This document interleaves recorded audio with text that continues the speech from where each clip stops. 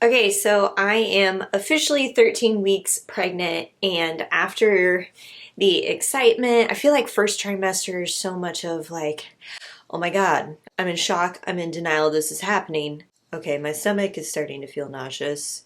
Okay, I have to set appointments. There's so much going on. So after that initial excitement, I was like, health insurance. How does that factor into bringing a baby into this world?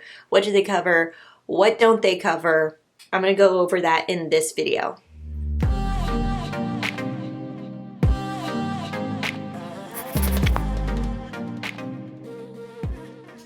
Hey guys, welcome back. It's Justine with Debt Free Millennials, the channel to help you crush your debt and live payment free. I mentioned I'm 13 weeks pregnant. If you didn't catch my pregnancy announcement video, I will link to that in the description box below.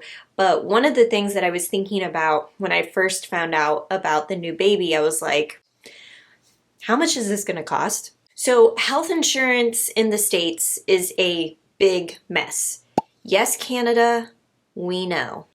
However, if you have the right tools and resources in front of you from the get-go of your pregnancy, it can really help alleviate some of the stress. So the best tool that I've been using is an insurance questionnaire, a whole list inside of the Budgeting for Baby course by Marissa Lida.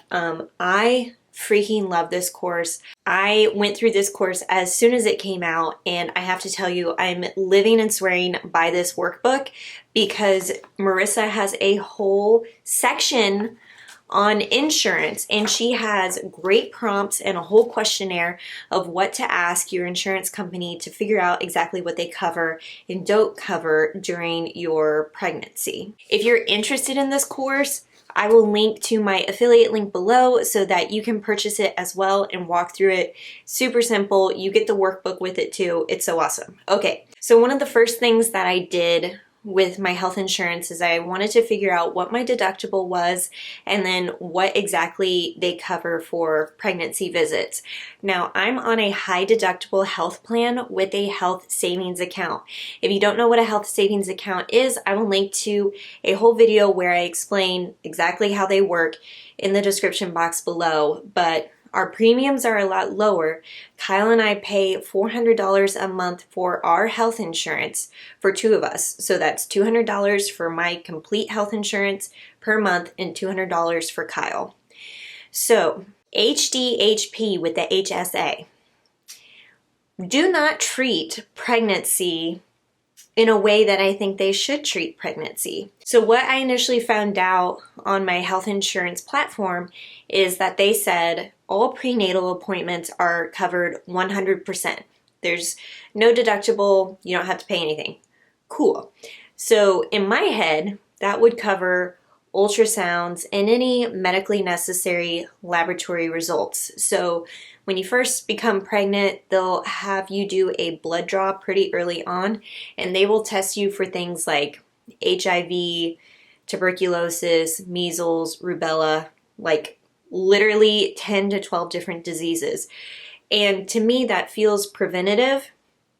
And I found out later on that my insurance, does not cover lab tests, and they do not cover ultrasounds, which I find extremely bizarre. But that is the case for my insurance, which is a high deductible health plan with the health savings account. Now, because they don't cover those things, that cost gets passed on to me. It goes towards my deductible. And so I found this out. My individual deductible is $2,800. Kyle and I together is $3,600.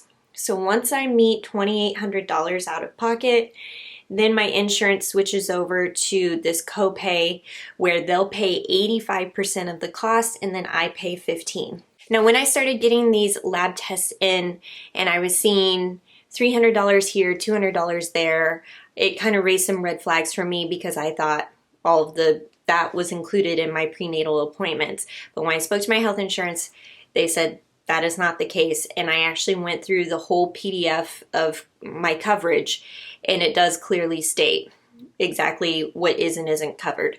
So if you are using Marissa's questionnaire in her insurance prompt, you're gonna know to ask how much your deductible is and then how co-pays work with your prenatal appointments.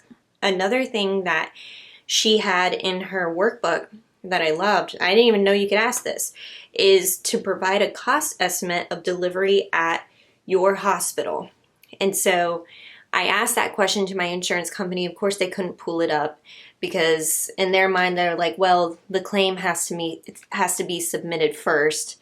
So they couldn't give me an estimate on that. But I did find out that my plan covers 100% for a breast pump and supplies and 6 free lactation visits.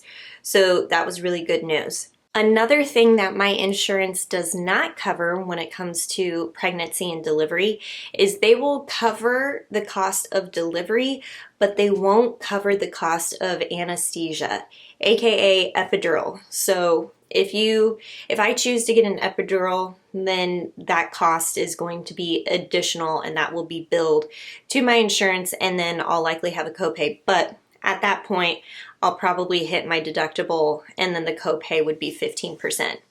All this to be said, we have a health savings account that we maxed out purposely at the beginning of this year for baby. So we have plenty of money in that account to cover expenses like this. It does make me question whether or not we're right on the right health insurance plan. So whenever you're in open enrollment period, please compare the insurance plans and make sure they fit exactly what works best for you. I love having the health savings account. However, we may find that with having a baby, we could be better off on another insurance plan. Although, I'm not sure if I can change insurance plans even during an open enrollment period while I'm pregnant. So I'll have to figure that out and let you know. Okay, so all of this information correlates to my high deductible health plan with a health savings account. Regardless of whatever health insurance plan you're on, the most important things you can do when you find out that you're pregnant is to ask your health insurance provider what your deductible is, what they cover for pregnancy appointments. Even though they say 100% prenatal appointments, does that truly cover blood work, lab tests, urine tests? Does it cover ultrasounds? Because in my case, it didn't cover ultrasounds. It didn't cover the blood draw. So you'll want to find that out. And then you'll want to know if they can provide a cost estimate of delivery at your specific hospital and whether or not they cover things like lactation visits or breast pump and supplies. Those are really helpful things to know right away so that you can make plans for that in the future. I'd love to know what your experience has been like working with a health insurance provider, or if you just found out that you're pregnant, do these prompts and questions help you? If you want more helpful tips on how to navigate budgeting for baby, bringing a debt-free baby into this world, I highly recommend you check out Marissa's course, Budgeting for Baby. I will link to my affiliate link in the description box below. If you like these types of videos where we're talking about debt-free babies and budgeting for them and not going into debt while you're pregnant, hit the like button. Let me know in the comments below if you want to see more content like this, and I'll catch you guys in the next video.